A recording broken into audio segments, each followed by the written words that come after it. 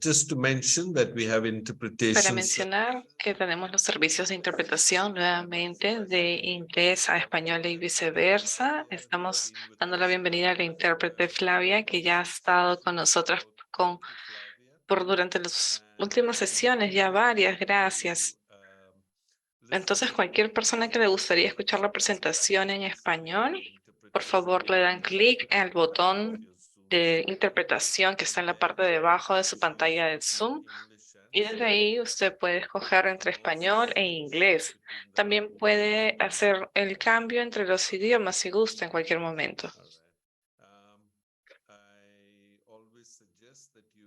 También siempre hago la sugerencia de que vean la presentación con la opción de vista de speaker, ¿no? De ponente. Creo que es la mejor opción para poder seguir la presentación y para asegurarnos de que también no tengan ninguna distracción. Durante la presentación hemos desactivado su micrófono y también vamos a desactivar el botón de chat, pero mientras estemos en la presentación, cuando tengamos que hacer algún intercambio de preguntas, yo les voy a decir cuándo activaré el chat para poder intercambiar los comentarios. Nuevamente, los objetivos de esta capacitación es crear un entendimiento de los derechos humanos y la abogacía y defensa, también el cuidado de la tierra y también para brindar también este cambio de pensamiento desde un modelo de caridad o servicio a un modelo de acción. Entonces, también esperamos que estas capacitaciones puedan crear una plataforma de networking, de defensa o abogacía donde los participantes puedan aprender de cada uno de ellos, compartir sus experiencias, colaborar y apoyarse cada uno. Al día de hoy, nuestra presentación de hoy es acerca del sistema de los derechos humanos junto con la involucración de ERI y esta presentación estará siendo conducida por el hermano Terry. Entonces ahora le voy a dar la palabra a Brian. Brian, por favor, hacia ti. Gracias, Tino. Quiero dar la bienvenida a todos a nombre de nuestro grupo ERI, que este sería el segundo de nuestros webinars de capacitación. Esta es una introducción acerca de los mecanismos de los derechos humanos y cómo se involucra la ERI con ello, junto con esos mecanismos. También vamos a hablar sobre el examen periódico universal y los órganos de tratados. El presentador de hoy es nuestro hermano Terry Dowling. Él es un miembro del grupo ERI que está en Ginebra. Él también ingresó a nuestros hermanos de Sudáfrica y también es un diseñador y él trabaja junto con las escuelas de tiempo completo. Le damos la bienvenida porque él también ha trabajado como director en estas escuelas. Él es también en el Ladies College antes de haber sido puesto como una persona para poder ser el relator de los problemas de Sudáfrica y ha participado también en el 2002 para ello. También ha trabajado con refugiados y ha estado apoyando esta causa desde el 2009 al 2021. Ha sido también parte de nuestro grupo de los hermanos cristianos y ya ha estado varios años trabajando con los grupos y también individuos. Y luego ingresó a este grupo de Ginebra de ERI en el 2021. Me disculpan, ¿verdad? 2022. Terry, a él le gusta salir a estar a las afueras y también le gusta andar en bicicleta. Pero entonces, sin mayor introducción, le voy a dar la palabra a Terry para que él pueda hablar sobre los mecanismos de los derechos humanos y la participación de ERI. Gracias, Brian. Gracias a todos de donde se encuentran cada uno. Solamente un momento, Terry, te voy a dar silencio. Voy a desactivar el micrófono a todos. Okay, you can go ahead and mute yourself now. Ahora sí. Bienvenidos a todos desde donde sea que se encuentren. La primera sección que vamos a hacer va a hablar sobre este proceso, este examen periódico universal, como mencionó Brian. Voy a compartir mi pantalla ahora.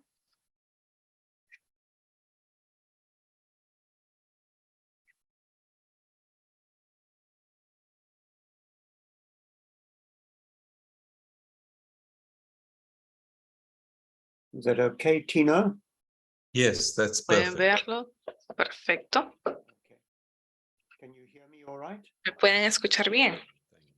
Sí, So that is a gracias. picture of the Entonces aquí pueden ver una foto Human Rights Council meeting de in donde Geneva se every year. junta el Consejo de Derechos And we're going to Humanos discuss cada about año en the Ginebra. Universal Periodic Y Review. vamos a hablar sobre este proceso del examen universal Process periódico, ¿no? Es with un union proceso donde los estados revisan a los estados. So what is the UPR? Entonces, ¿qué es este EPU? It was created in 2007 Fue creado en by the resolution of the 2007 Human por Rights la Council resolución del Consejo de Derechos Humanos e implementado por primera vez en abril de 2008. The 47 members Los 47 estados miembros del Consejo de Derechos Humanos revisan la situación de los derechos humanos de cada estado miembro de la ONU.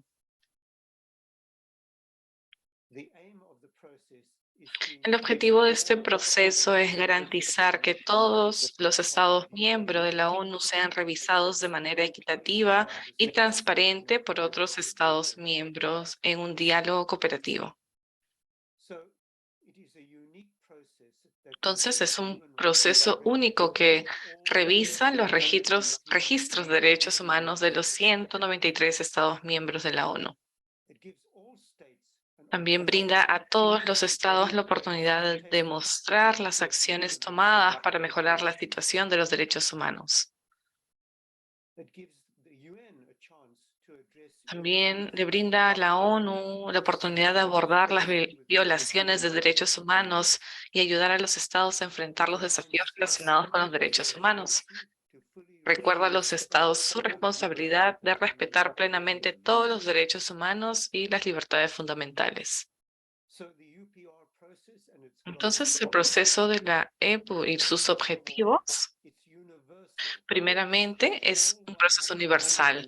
Todos los 193 estados miembros de las Naciones Unidas son revisados en igualdad de condiciones. Y todo este proceso de hacer esa revisión o examen toma 4 años y medio. Y el desempeño en las obligaciones de derechos humanos es que todos los derechos humanos reciben la misma atención. ¿Cuáles son los objetivos? La mejora de la situación de los derechos humanos en campo, cumplimiento de las obligaciones y compromisos del Estado en materia de derechos humanos, la evaluación de avances positivos y desafíos. También mejorar la capacidad y la asistencia técnica del Estado, compartir buenas prácticas, fomentar la cooperación y el compromiso pleno con el Consejo de Derechos Humanos, los órganos de derechos humanos y la Oficina de Comisión Alta de los Derechos Humanos. ¿Y quién realiza este examen? Estos exámenes los realizan los 47 miembros electos del Consejo de Derechos Humanos que forman el grupo de trabajo. Los demás estados miembros de la ONU participan en la discusión como estados observadores. Y una pregunta que ustedes pueden pensar es, ¿por qué este examen o revisión se conoce como la revisión de pares? Ahora les vamos a mostrar un pequeño video acerca de este proceso de la EPU.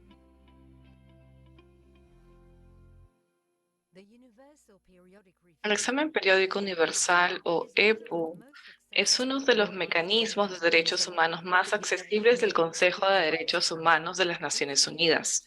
Es una herramienta útil para los defensores de los derechos humanos y la razón está justo en su nombre. Es universal, pues abarca los 193 estados y todos los derechos humanos civiles, políticos, económicos, sociales y culturales. Es periódico, lo que significa que el proceso es regular y predecible, con cada etapa revisada aproximadamente cada 5 años. Y es un proceso de revisión por pares en el que otros estados pueden hacer recomendaciones a su país sobre sus progresos en materia de derechos humanos. El alcance y la amplitud del EPU significan que usted, como defensor de los derechos humanos, puede utilizarlo para dar a conocer la situación de los derechos humanos en su país y para pedir cuentas a los estados. Aunque el proceso del EPU está dirigido por los estados, puede participar en todas las fases de diversas maneras. Antes del examen, el examen se basa en la información presentada en informes nacionales de la ONU y de la sociedad civil. Al contribuir a estos informes, puede influir en el contenido y el desarrollo del propio examen. Por ejemplo, puede participar en una consulta nacional o presionar directamente a tu gobierno para que incluya tus preocupaciones en el informe oficial del Estado. También puede preparar su propio informe de la sociedad civil destacando los problemas de derechos humanos más acuciantes de su país y no tiene que hacerlo solo. Trabajar con socios y otros actores de la sociedad civil puede ayudar a amplificar su voz y su impacto. También puede aprovechar una sesión previa al OPU para reunirse con delegados de otros estados y animarles a plantear determinadas cuestiones. Esto es especialmente eficaz porque los estados que llevan a cabo el examen no conocen necesariamente la situación de los derechos humanos en el campo. Durante el examen propiamente dicho se celebra en Ginebra y adopta la forma de un diálogo interactivo. En él se examinan los informes y los estados formulan sus recomendaciones. El estado examinado puede aceptar las recomendaciones o tomar nota de ellas. Aunque solo los representantes de los estados miembros pueden intervenir durante el diálogo interactivo, usted puede seguir la sesión y dar a conocer los procedimientos a través de los medios de comunicación. Cuando el informe final del EPU se presenta posteriormente para su adopción por el Consejo de Derechos Humanos, ustedes tienen la oportunidad para hacer su recomendación de forma oral también. Esto podría parecer que relieve las cuestiones planteadas del EPU. Luego del examen, podría parecer que una vez finalizado el examen en Ginebra, todo ha terminado para los próximos 5 años, pero este no es el caso. Se espera que su país aplique las recomendaciones que ha recibido antes del próximo examen. Al dar a conocer las recomendaciones y participar en actividades de promoción o abogacía o defensa, puede ayudar a mantener la atención en su aplicación. También se puede supervisar el progreso elaborando un informe intermedio del EPU. Todos y cada uno de los países del mundo tienen la responsabilidad de proteger los derechos humanos a través del examen periódico universal. Los defensores de los derechos humanos pueden garantizar que los estados respeten las normas de derechos humanos, cumplan sus compromisos y promuevan y protegen los derechos de todos.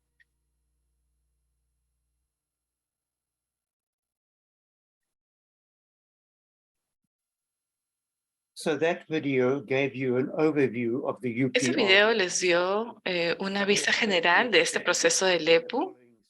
Entonces también vamos a revisarlo en estas siguientes diapositivas, ¿no? La primera fase es la preparación de 3 reportes. El reporte del Estado, que tiene 30 páginas, el reporte de los organismos de la ONU, que también son de 30 páginas, y también existe un informe de la sociedad civil y las ONGs que incluye un informe de 10 páginas.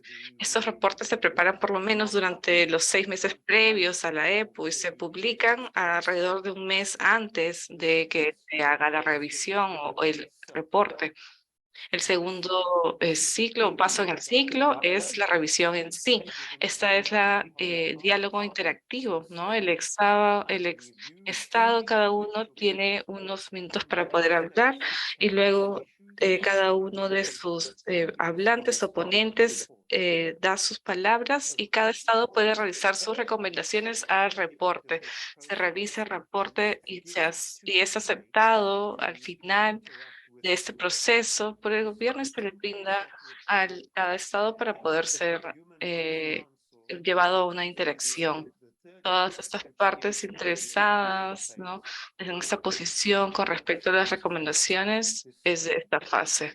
El Estado, en esta fase la tercera fase de adopción del reporte final, ¿no?, es cuando los estados envían ya el reporte y todos los estados siguientes hacen algún apoyo, ¿no?, en cuanto a las recomendaciones, o también simplemente realizan algunas anotaciones, y es para poder aceptar las recomendaciones, apoyarlas o simplemente anotar las recomendaciones. A veces hay una o dos recomendaciones por cada estado diferente, ¿no? Los estados por sí mismos también son dados una oportunidad para responder al reporte en sí en esta tercera fase, y también las ONGs o las organizaciones de sociedad civil como Edmund Rice International también pueden enviar su propio alguna recomendación en una declaración, y también pueden hacer sus propias recomendaciones de cada estado. Al final de esta fase de adopción, el Consejo de Derechos Humanos acepta todo el informe, y luego son los estados quienes se llevan este reporte. Entonces ahora seguimos hacia el siguiente fase, el cuarto, y esto es por lo que toma 4 años y medio, ¿no? Es aquí cuando todas las partes interesadas, no todas las ONG, las organizaciones aceptan, participan en la aplicación de estas recomendaciones y también monitorean el progreso. Es bastante usual que los estados se comprometan a poder cumplir lo que está en el reporte. Entonces, las ONGs, estas organizaciones pueden hacer el seguimiento para ver si es que están cumpliendo con las recomendaciones que ellos dijeron que iban a hacer, lo que se había enviado. Entonces, esto también les da una idea de todas las fases de este proceso de la EPU. La siguiente diapositiva le muestra cómo funciona este ciclo de la EPU. No, un ciclo de la EPU toma 4 años y medio. Y el cuarto ciclo de este proceso de la EPU comenzó en Ginebra del año pasado. Entonces son 3 sesiones al año, y en cada sesión son 42 estados los revisados, cada uno durante 4 horas y media en nuestro diálogo interactivo. Y entonces durante estos grupos existen 3 veces al año, y a través de 42 estados se da una sesión, ¿no? Esta sesión son 14 estados los revisados cada 3 horas y media a través de este diálogo interactivo, y se repite lo mismo hasta cumplir todos los números de los estados y el ciclo. En noviembre del año pasado fueron 4 países que estaban interesados en ser parte de la revisión como recomendación de la ERI, y era Sudáfrica, el Reino Unido y Irlanda del Norte son los que querían aplicar. ¿Cuándo comienzan a participar las ONGs en todo este proceso de la EPU? Primero es cuando en la fase 1 se complementa los reportes. Entonces uno puede hacer de informe nacional, tenemos la recopilación de la información de la ONU, o también a realizar alguna declaración, resumen de información como siendo organización sin lucro, ¿no? Estos tienen que ser enviados anteriormente al examen.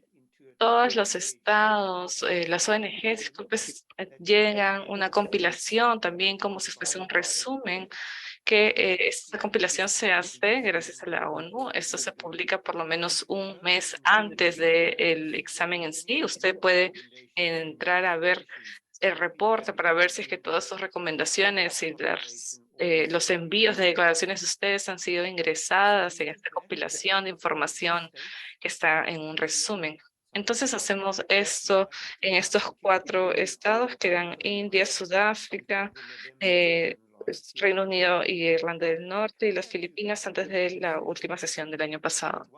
Entonces, anteriormente a esa información que se envía una antes, existe esta pre-sesión de defensa o de abogacía, Y esta es donde nosotros vamos a esta sesión. También tomamos nuestro mismo resumen de este informe, que es como de una página con algunas recomendaciones. Y nosotros vamos a abogar o a hacer la defensa para algunos estados para ver si es que pueden incluir algunas recomendaciones, las nuestras recomendaciones. Y también ponemos algunas citas, agendamos citas con algunos estados aquí en Ginebra y ver si es que podemos ver si es que pueden adoptar nuestras recomendaciones. Esa sería esta pre-sesión, una sesión previa a la defensoría.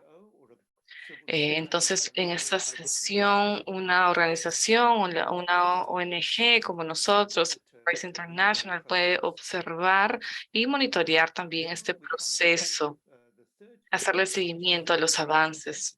Luego llegamos a la tercera fase, que sería la fase de adopción, ¿no? Y aquí las organizaciones sin lucro pueden hacer una declaración oral también, ahí incluyendo las recomendaciones de los estados, si es que fueron anotados o apoyados, y también haciendo notar nuestros problemas para que sean revisados por los estados.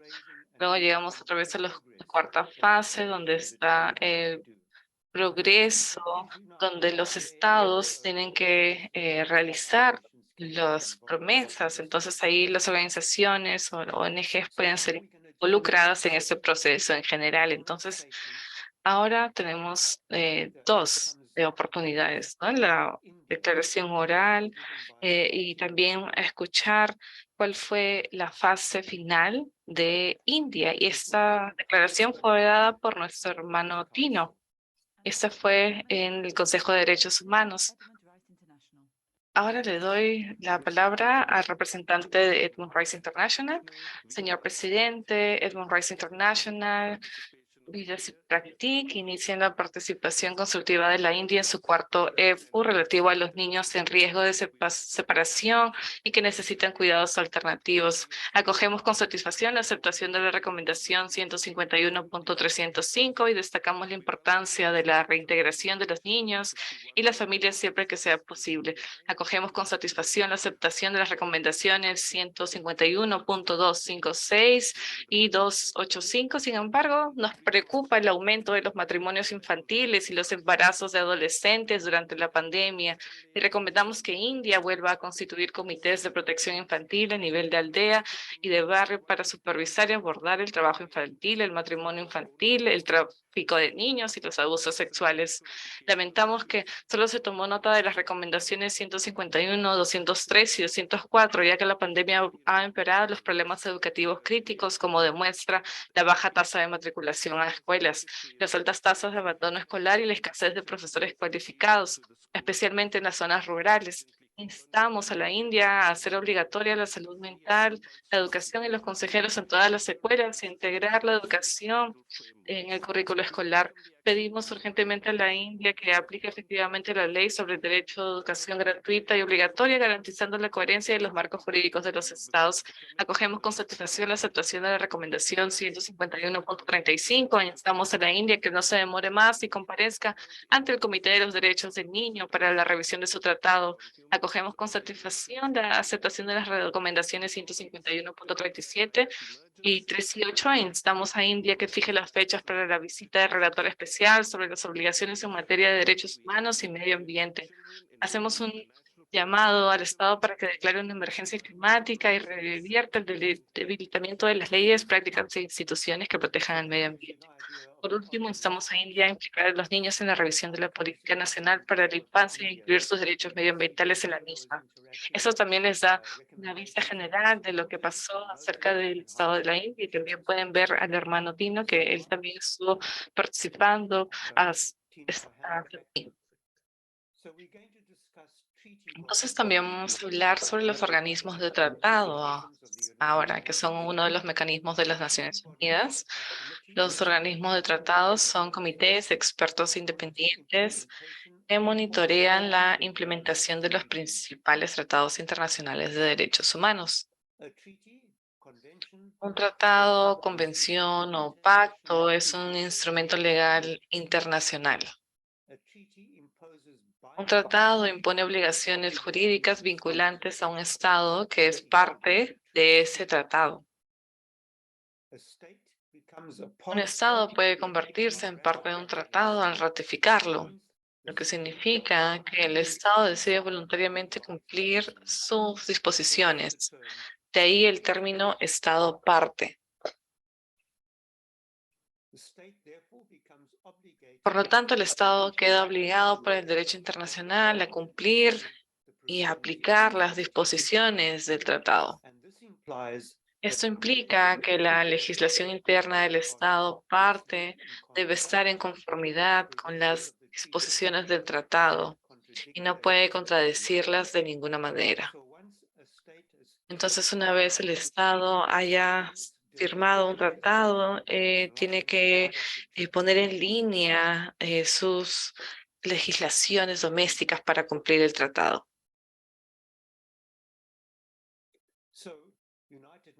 Entonces, también los tratados de la ONU o los pactos, adoptada en 1948, la Declaración Universal de Derechos Humanos, de UDH, elaboró y sistematizó por primera vez la idea de derechos humanos, derivada de la Carta de las Naciones Unidas, ONU.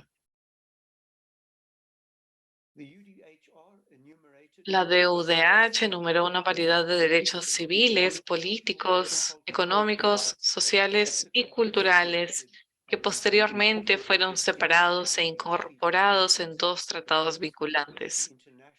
El primero sería el Pacto Internacional sobre los Derechos Civiles y Políticos en 1966 y el Pacto Internacional en Economía, en Derechos Sociales, Económicos y Culturales en el 1966. Y la DUDH y estos dos pactos, junto con la Declaración Universal de Derechos Humanos, forman este estándar mínimo de protección internacional de los derechos humanos, conocido como la Carta Internacional de Derechos.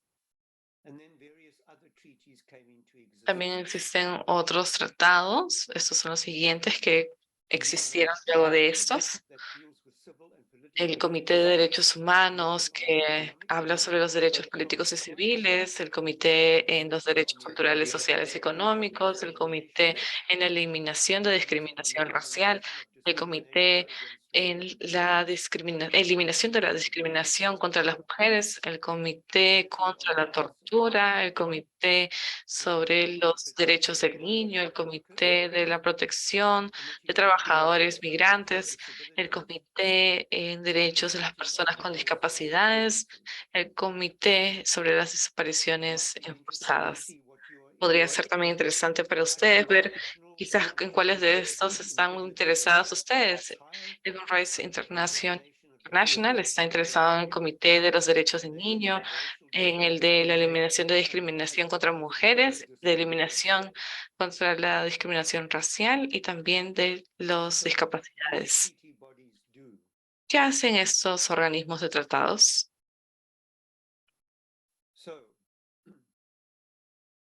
All treaty bodies are committees. Entonces, todos los organismos creados en virtud de tratados son comités que reciben y examinan los informes presentados por los estados partes. Celebran reuniones con los estados partes en persona o en línea, ejemplo, como pasó durante la pandemia del COVID-19. Emiten observaciones finales, recomendaciones para apoyar a los estados en el cumplimiento de sus obligaciones. Desarrollan comentarios o recomendaciones generales, interpretando las disposiciones de sus respectivos tratados. Algunos organismos creados en virtud de tratados pueden realizar funciones adicionales, como considerar las comunicaciones individuales, realizar o iniciar investigaciones, llevar a cabo investigaciones a través de visitas hacia los países. Y aquí es donde las organizaciones de sociedad civil pueden involucrarse con esos organismos de tratados. Entonces ahora vamos a mostrarles un pequeño video sobre estos organismos de tratados.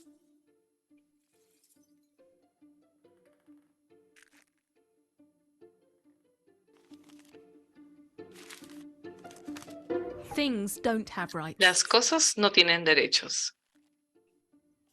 People Las personas sí. Por ejemplo, tenemos derecho a la educación, a expresarnos libremente, a ser protegidos contra la violencia.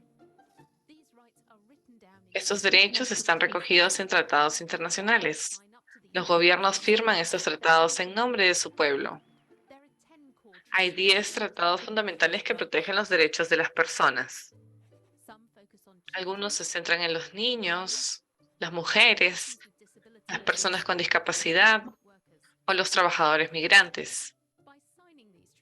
Al firmar estos tratados, tu gobierno promete respetar estos derechos.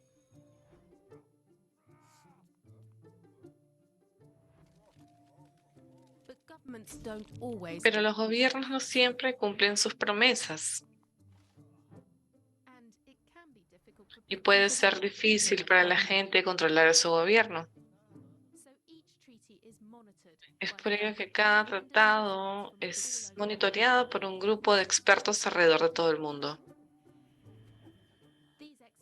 Estos expertos se reúnen para trabajar en comités llamados los organismos de tratados de derechos humanos de las Naciones Unidas.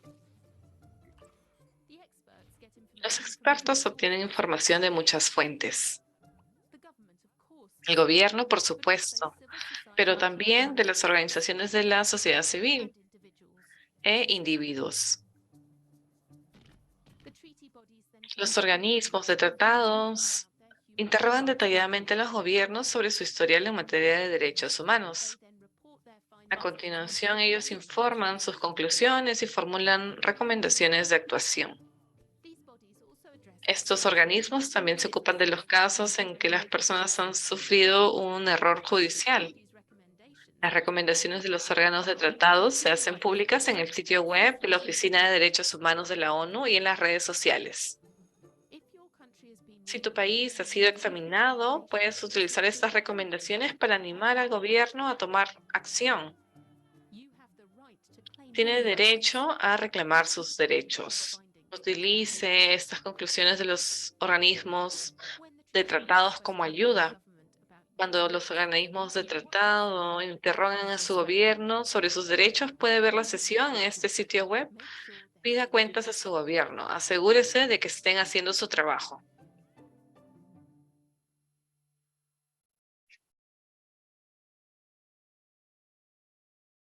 So that's an overview of the treaty bodies. Esta sería una visión general de estos organismos de tratados. A question for your consideration. Y una pregunta para ustedes. ¿Cuáles de los tratados de la ONU son más relevantes para su participación en la defensa o abogacía y los derechos humanos? Entonces, vean esta lista y escojan cuál podrían ser más relevantes para ustedes. We now move on to United Nations Ahora seguimos procedures. con los procedimientos especiales de la ONU.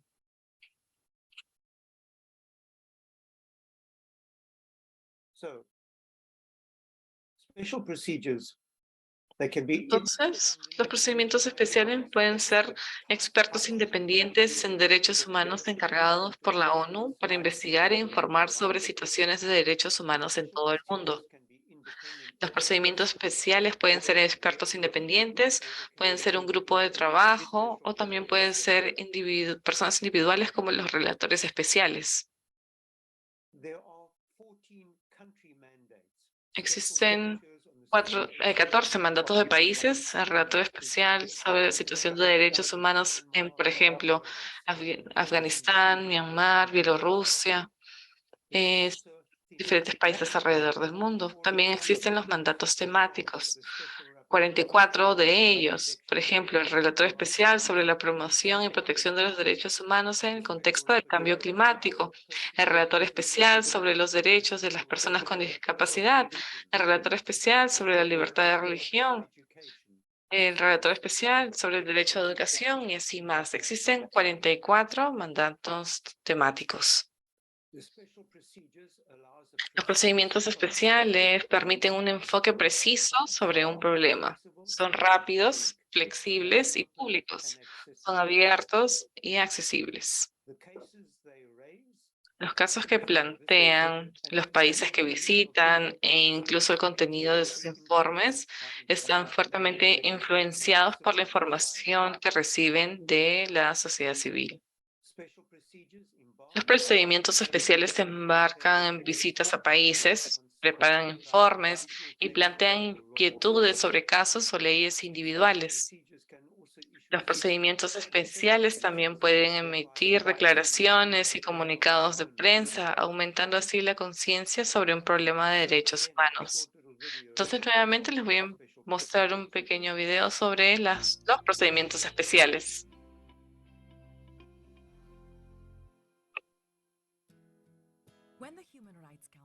Cuando el Consejo de Derechos Humanos decide que una cuestión de derecho es tan importante que necesita una investigación especializada, crea un procedimiento especial.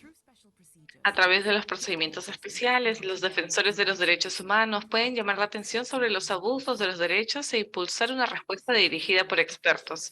Los procedimientos especiales tienen diferentes formas y tamaños. Pueden ser un individuo conocido como relator especial o experto independiente, o un equipo de expertos llamados grupos de trabajo. En todos los casos, estos expertos son totalmente independientes, no están controlados por la política, permanecen imparciales y esta neutralidad les permite abarcar cuestiones que de otro modo podrían considerarse demasiado delicadas desde el punto de vista político para ser debatidas a nivel internacional. Los procedimientos especiales pueden tener un ámbito temático. Por ejemplo, el grupo de trabajo sobre desapariciones forzadas se creó como reacción a esa violación concreta de los derechos humanos y examina la cuestión en todos los países del mundo. Otros procedimientos especiales se centran en un solo país, como el relator especial sobre la situación de los derechos humanos en Camboya. Realizan visitas a los países, preparan informes y plantean sus preocupaciones sobre casos o leyes concretos. Cada año, los expertos presentan sus informes al Consejo de Derechos Humanos. Los informes incluyen recomendaciones al Consejo, a gobiernos concretos y a otros actores como empresas u ONGs. Los procedimientos especiales también pueden emitir declaraciones y comunicados de prensa, aumentando así el escrutinio o la concienciación sobre un problema. Estos procedimientos especiales son uno de los instrumentos internacionales más poderosos para hacer frente a las violaciones de derechos de individuos y grupos concretos. En el pasado han tomado medidas contra el asesinato de ecologistas, han sensibilizado sobre los retos a los que se enfrentan las mujeres. Los defensores de los derechos humanos arrojaron luz sobre los abusos contra las personas LGTBI y ayudaron a exponer los riesgos a los que se enfrenta la sociedad civil en entornos altamente restrictivos. Entonces, como mecanismo, los procedimientos especiales tienen un valor incalculable para los defensores de derechos humanos. Su alcance definido permite centrarse con precisión en el asunto. Son rápidos, flexibles y públicos. Pueden movilizarse rápidamente a medida que surgen las situaciones y reaccionan a medida que se desarrollan. Por último, the countries they visit, and even the content of their reports are citan also e incluso el contenido de sus informes están fuertemente influidos por la información que reciben de special procedures are one of the most effective tools available to human rights defenders. los defensores de los derechos humanos.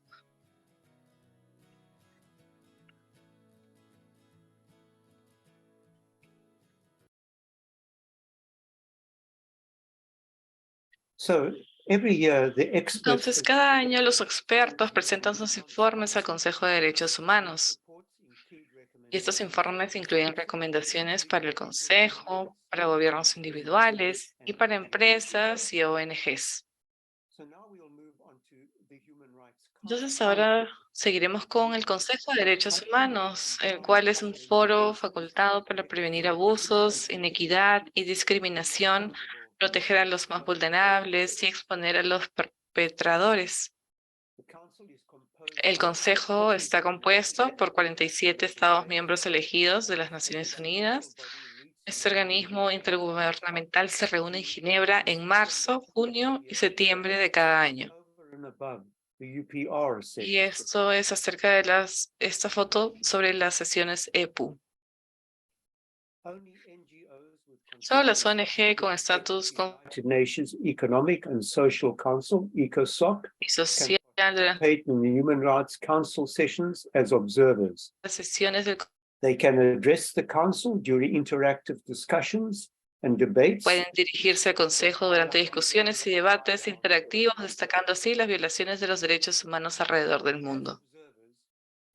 Como observadores, las ONGs pueden, entre otras cosas, hacer lo siguiente: asistir y observar los procedimientos del Consejo, presentar declaraciones por escrito al Consejo de Derechos Humanos, realizar intervenciones orales ante el Consejo de Derechos Humanos.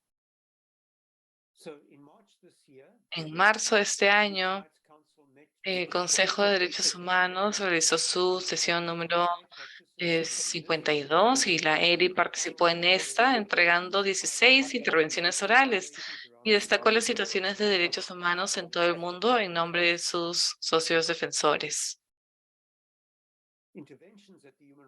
Las intervenciones en el Consejo de Derechos Humanos son oportunidades para resaltar y llamar la atención del Consejo de Derechos Humanos y de su estado sobre uno o más de los siguientes: recomendaciones del EPU que su estado ha aprobado, recomendaciones de los organismos de tratados y procedimientos especiales hechos a su estado, un problema de derechos humanos en el que usted o su proyecto esté activamente involucrado, el problema or are concerned about. And during a Human Rights Council session, Durante la sesión del Consejo de Derechos Humanos a Edmund Rights International se le ha dado la oportunidad de participar en debates, en diálogos creativos, en discusiones de paneles, y durante la sesión 52 hubo una participación sobre los derechos del niño, también hablando sobre los debates, la mesa redonda sobre la conservación de los derechos humanos y la pena de muerte, y también la eliminación de la discriminación racial y sobre los derechos de las personas con discapacidad. Durante entonces una sesión del Consejo de Derechos Humanos, Eddie tiene la oportunidad de participar en diálogos interactivos, debates, paneles de discusión y reuniones informales. Ahora le vamos a dar también un ejemplo de uno de estos diálogos interactivos. Teníamos algunos diálogos temáticos acerca de los informes de los relatores especiales sobre siendo los derechos humanos y el medio ambiente, y los otros eran sobre alojamiento, y un especial acerca de un país que era Myanmar o Birmania, donde también incluimos resultados de las EPUs de los estados de Sudáfrica, India, Reino Unido, Irlanda del Norte y Filipinas. Entonces ahora van a hablar sobre esta declaración del hermanino sobre la India. Pero lo que les voy a brindar ahora es uno de nuestros reportes sobre la discusión oral sobre el alojamiento en Irlanda del Norte, y fue brindado por un hombre que está experimentando este estado de no tener un hogar.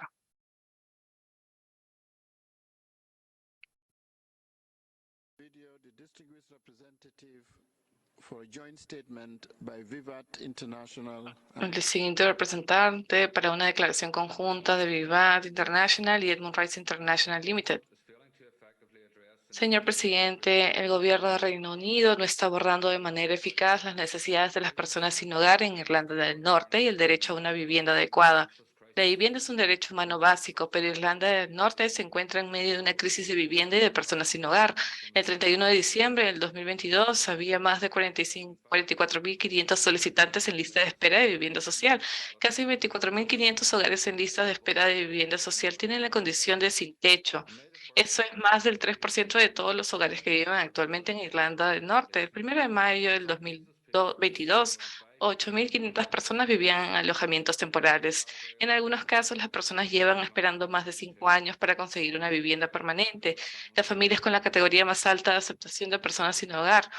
En 2022, casi 3.500 familias fueron aceptadas como personas sin hogar. Entre julio del 2021 y 20 de junio del 2022, casi 6.700 niños fueron aceptados como personas sin hogar.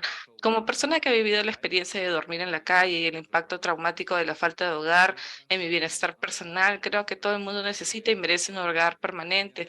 LIFE International y Edmund Rights International recomiendan que el gobierno aumente significativamente la oferta de viviendas seguras y asequibles para todos en Irlanda del Norte, Norte, incluyendo el sector privado de alquiler, y que trabaja en todos los departamentos gubernamentales para centrarse en la prevención del sinhogarismo en lugar de su gestión. Gracias. Gracias de nuevo a todos por su sincero y constructivo compromiso. Y permítame también señalar brevemente que mi próximo informe a la Asamblea en general tratará en realidad el tema de la asequibilidad, un tema de gran interés, no solo para las economías emergentes y los países pobres, por ejemplo, los países que tienen un gran número de asentamientos informales, sino también para los países ricos, como hemos escuchado en la presentación de Vivat International y otras ONGs. Un gran número de personas permanecen sin vivienda aún y carecen y sufren esta falta de una vivienda adecuada en los países ricos. Y las múltiples crisis actuales que se intercruzan, que son, ya saben, la crisis climática junto con la seguridad y otras crisis, han hecho que sea extremadamente difícil para los países abordar la cuestión de asequibilidad. Y eso les da una idea de una declaración oral acerca del alojamiento en Irlanda del Norte y también el papel de este relator especial, ¿no? Que fue brindada con Vivat y Edmund Rights International, dando el tema de que también incluso los países ricos también sufren sobre este tema de las personas sin hogar. Esta declaración fue realizada por video y la otra también fue acerca del país de Myanmar o Birmania y esta fue dada por el hermano Brian. Tiene la palabra ahora el representante de Edmund Rights International Limited. Señor presidente, debido a la continua violencia en las zonas en crisis de Myanmar, muchas personas han abandonado los pueblos y viven en los bosques. Lo que más ayuda necesitan es comida, servicios médicos y educación. El Programa Mundial de Alimentos proporciona alimentos de buena calidad, pero los militares venden el arroz y se quedan el beneficio para ellos con arroz de mala calidad, que luego distribuyen a la gente en las ciudades. Los alimentos del Programa Mundial de Alimentos no llegan a la población de las zonas de conflicto ni a los desplazados internos que viven en la selva, porque los militares bloquean el transporte. La población local que quiere ayudar, comprar el arroz a un precio muy alto y luego tiene que encontrar la forma de transportarlo a las zonas de conflicto y a los bosques. Los desplazados internos no reciben ayuda médica, no tienen nada que comer y los niños no reciben educación. Los niños de las zonas de conflicto han dejado de ir a la escuela. Muchos profesores y profesionales de la medicina han dejado de trabajar como parte del movimiento de desobediencia civil. Los militares han contratado a personas no cualificadas para enseñar, lo que repercute en la calidad de la educación. Los soldados esperan a los niños delante de las escuelas, supuestamente para protegerlos, pero los niños tienen miedo ya que a menudo los sacan de las calles y los obligan a luchar como soldados. Recomendamos que el Programa Mundial de Alimentos encuentre formas de proporcionar alimentos en las zonas de conflicto. Los servicios de educación médica también necesitan apoyo y protección. Pedimos a los miembros del Consejo que condenen en los términos más enérgicos las masivas y graves violaciones de derechos humanos que se están produciendo en Myanmar o Birmania. Gracias. Disculpen, no hemos tenido tiempo para poder traducir estas diapositivas en español, pero estoy seguro de que Flavia va a interpretar para mí. Entonces ahora vamos a estar revisando, ¿no? Cómo ustedes pueden involucrarse con estos mecanismos de los derechos humanos, especialmente los tratados, los organismos de tratados y los procedimientos especiales. Entonces, primero, identifiquen cuál es su área de derechos humanos para enfocarse. Entonces, después de haber hecho eso, identificar cuál sería el comité de los tratados o, si no, identificar también un procedimiento especial en el cual les gustaría involucrarse, ¿no? Les voy a dar un ejemplo. Si ustedes quieren enfocarse en el área de derechos humanos de los niños, derechos de los niños, entonces el comité de organismos de tratados podría ser el comité de los derechos del niño. Y el procedimiento especial en el cual les gustaría involucrarse quizás sea sobre el relator especial acerca del derecho de educación. Si es que su área de enfoque de derechos humanos son los derechos de las mujeres, entonces el Comité de Tratados, de Organismo de Tratados, quizás sea el CEDO, ¿no? Que es el Comité de Eliminación de la Discriminación contra la Mujer. Y el procedimiento especial quizás sería para este ejemplo el relator especial sobre la violencia contra las mujeres y niñas y el grupo de trabajo contra la discriminación contra las mujeres y niñas. Entonces, una vez ustedes hayan identificado sus comités de organismos de tratados y los procedimientos especiales, hagan una investigación acerca de ellos en la página web de la OHCHR. Aquí también ustedes también pueden ver en esta página web si es que el estado de ustedes donde viven ha sido revisado o si es que ya les está llegando la fecha para que tengan una revisión universal. Entonces también en esta página web de la OHCHR ustedes pueden averiguar cómo pueden involucrarse en esos mecanismos de los derechos humanos también. Entonces, esta página web de ellos es una página web excelente para todo. Entonces, les voy a brindar una vista también de esta página web ahora a ustedes.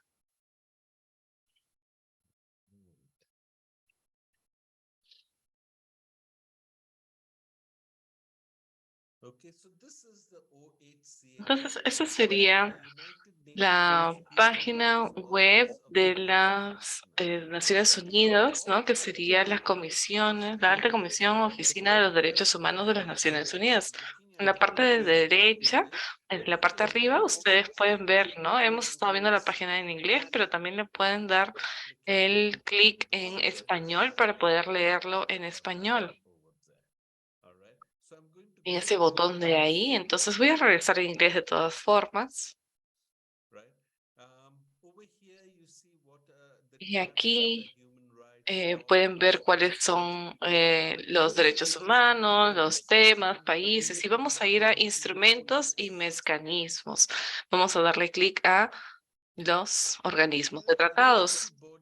Y aquí en organismos de tratados tienen todos los diferentes 10 organismos de tratados mencionados hoy. Los que vamos a ver hoy, ahora mismo, es acerca del Comité sobre los Derechos del Niño. Si es que ustedes quieren ver más información al respecto, le dan clic a más información. Y les lleva a una página web que está dedicada acerca del derecho de los niños. Y acá también van a ver documentos de estado, los reportes de partes y mucha información que van a poder obtener a través de esto. Si ustedes quieren revisar cuándo mi país, por ejemplo, vamos a ver el caso de Perú. Podemos bajar, buscar el país Perú. MNOP. Perú está aquí. Y puedo revisar. Vamos a ver, vamos a dejarlo ahí. Vamos a darle clic.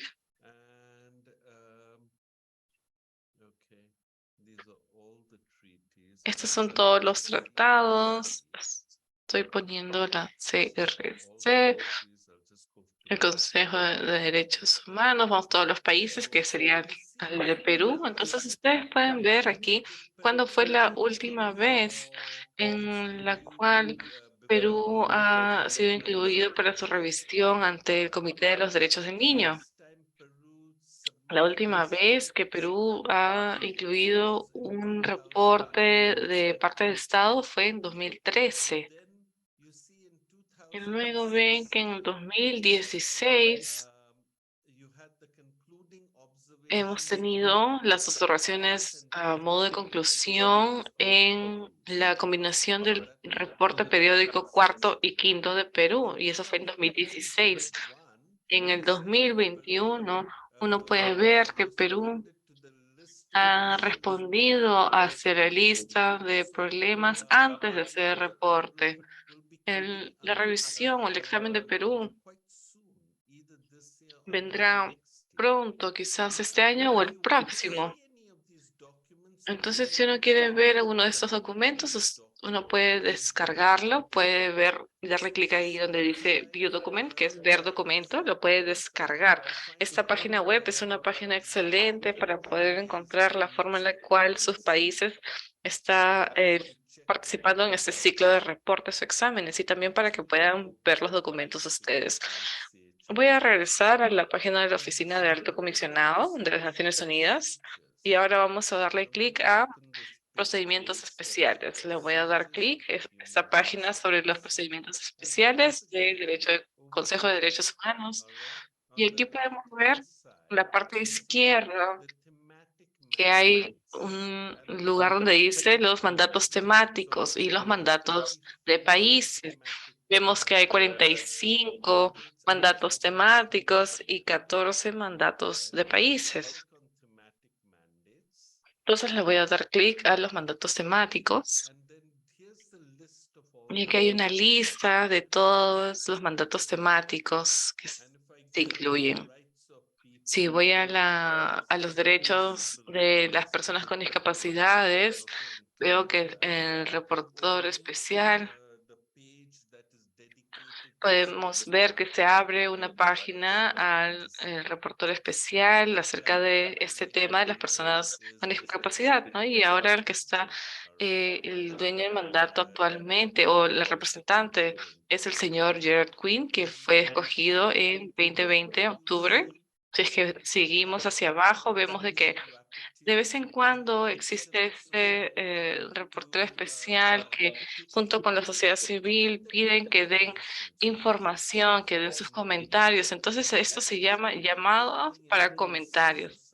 Es para poder reconstruir las sociedades inclusivas en situaciones de posconflicto, y la inclusión o el involucramiento activo de las personas con discapacidades. Esto tiene como fecha límite este mes, el 30 del 2023.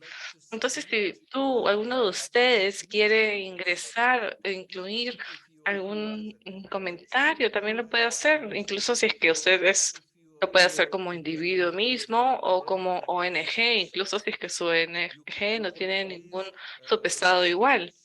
También pueden hacer envíos de comentarios como para ambos, para los procedimientos de tratados, los procedimientos especiales y para los exámenes de revisión universal. Entonces ahora voy a retirarme de aquí por ahora.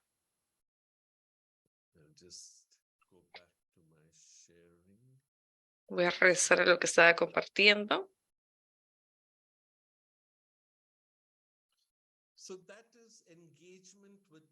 Eso es acerca de cómo nos involucramos con la EPU, los organismos de tratados y los procedimientos especiales. Me disculpo.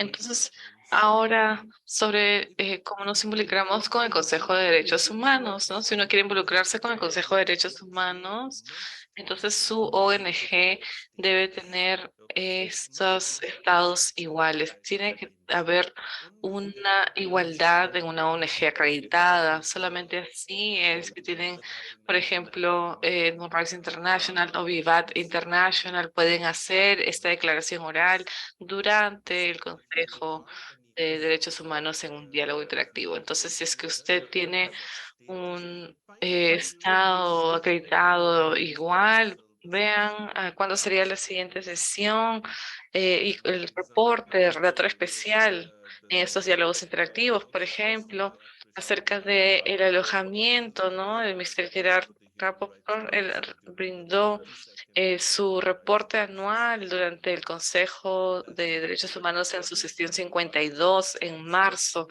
Y esa fue también una declaración conjunta, porque tuvimos a Edward de Irlanda del Norte. Ustedes escucharon esa declaración, ¿no? Edward habló sobre esa temática. Él es una persona que también aún está experimentando estar sin hogar. Bien. Brian, si me gustaría compartir algún comentario acerca de las preguntas que nos dieron anteriormente. Gracias, no. Quizás voy a responder alguna de esas preguntas. Hubo una pregunta acerca de la membresía del Consejo de los miembros, acerca de los miembros, ¿no? Del Consejo de Derechos Humanos. A ellos se les escoge cada 3 años, hay un balance, hay de diferentes de diferentes continentes, hay de África, del Caribe, del Pacífico, de Latinoamérica, hay 8 incluso, también es para tener una representación amplia, ¿no? Luego una pregunta si es que tuvieron algún desafío acerca de poner las recomendaciones. Creo que como país uno no puede poner una recomendación, estarían haciendo una anotación en lugar de aceptarlos, pero algunos países estarían anotando las recomendaciones, pero en realidad estarían implementándolas, ¿no? Esa es la forma en la que hemos visto en base a nuestra experiencia, pero también vamos a tratar de ser cuidadosos, porque no nos gustaría que ellos implementen algo y luego que no sean capaces de no hacerlo, ¿no? Entonces, sí, siempre pueden aparecer diferentes desafíos acerca de la implementación de estos mecanismos. Hubo una pregunta acerca de Rusia también y sobre cómo funcionó este debate especial acerca de el Consejo de Derechos Humanos en una declaración que tuvo acerca de Ucrania y Rusia y tuvieron una resolución acerca de la mayoría de los países y su invasión. Interesante fue que hicieron una revisión que se realizó este año, en noviembre, o que se estará realizando este año, y ahí estarían incluyendo las recomendaciones. Será interesante ver cuáles son estas acerca de la situación de Rusia. Las ONGs de Rusia no van a poder realizar ningún envío de comentarios o de recomendaciones acerca del país, pero es suficiente debido a que los otros países están ya al tanto de esa situación y ellos van a hacer las recomendaciones acerca sobre la libertad de prensa, su expresión, hablar libremente, y los derechos humanos, esas cosas son las que esperamos. También esperemos en verdad que Rusia acepte una de esas recomendaciones, pero sí hay ciertas limitaciones en el proceso. En este caso, nadie puede forzar a que un país acepte las recomendaciones.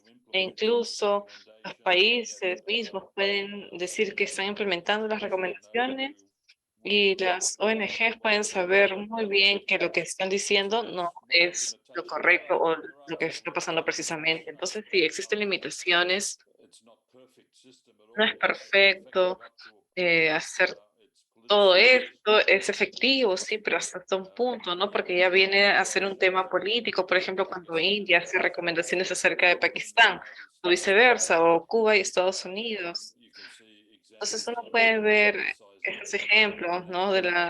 Que están politizando esto y algunos países pueden estar eh, reaccionando mal a alguna recomendación y debido a que tienen algunas económicamente independientes, si es que hay alguna recomendación al respecto de acuerdo a un reporte. Algunas recomendaciones también se brindan para un esfuerzo continuo para implementar o mejorar la educación en algún país.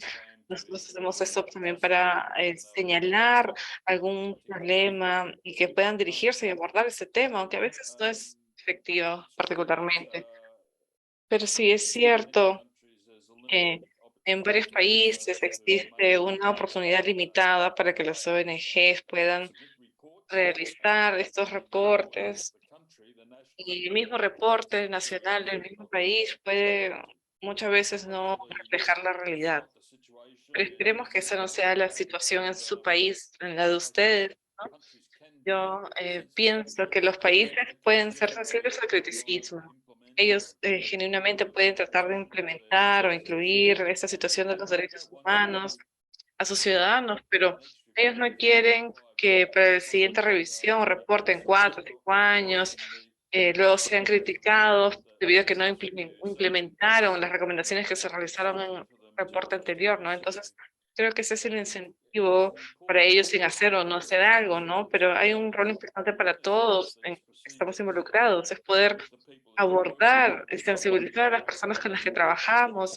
Quiero saber cuántas personas saben que su país está siendo revisado, que su país está participando de este examen. Entonces nosotros tenemos que sensibilizar a las personas acerca de estos procedimientos también. También hubo otra pregunta, un comentario, creo. Alguien preguntó qué sucede si es que algunos países que están ya comprometidos con los derechos humanos, donde matan a muchas personas todos los días. Creo que esa es una buena pregunta, es una realidad triste que muchos países en realidad hablan algo, pero si es que sus líderes están preocupados acerca de su propio poder y riqueza, como no tanto como las consideraciones de los derechos humanos, ¿no? Eso no podría ni siquiera tener la prioridad que merece, ¿no? Entonces, por favor, si es que traté de responder algunas preguntas que pude ver y también quisiera hacer otro comentario. Dijeron sobre Myanmar, no Myanmar, que hubo mucha frustración en el mundo de hoy debido a que nosotros tenemos estas leyes internacionales, tratados, pactos, y es muy cierto, ¿no? A veces al final es el problema de poder implementar estas recomendaciones, ¿no? Y nosotros como sociedad civil y como ONGs, nosotros debemos también presionar a los gobiernos para que ellos puedan cumplir con sus obligaciones lo más que puedan, ¿no? Entonces voy a dejarlo ahí. Te doy la palabra a ti, ¿no? Gracias, Brian. Terry, ¿te gustaría añadir algo? En realidad, no, nada. Brian ha respondido todo, casi. Hubo otra pregunta. ¿Qué es lo que pasa con los países que no firman los tratados, no? Se les está animando a que lo hagan, en realidad, en una base. Si es que ellos no lo quieren, no lo deben hacer, pero hay un proceso EPU. Pero si es que ellos no firman el tratado, existe un comité y el comité no lo pueden llamar para el examen, ¿no? Ellos no son llamados para los exámenes. Muchas gracias. Un comentario al respecto, ¿no? Como Consejo de Derechos Humanos, por ejemplo, es cuando un estado de una isla del Pacífico querían firmar un tratado, pero no lo hicieron simplemente porque no tenían la capacidad en su networking de servicio público para poder responder con todos los requisitos de la ONU. Eran un país pequeño y no tenían el dinero para poder realizar todo. Y creo que esto también es bastante cierto, ¿no? El reporte que pide la ONU, ¿no? A todos los tratados, el proceso de EPU, todo puede ser bastante demandante también. Gracias, gracias Brian, gracias Terry.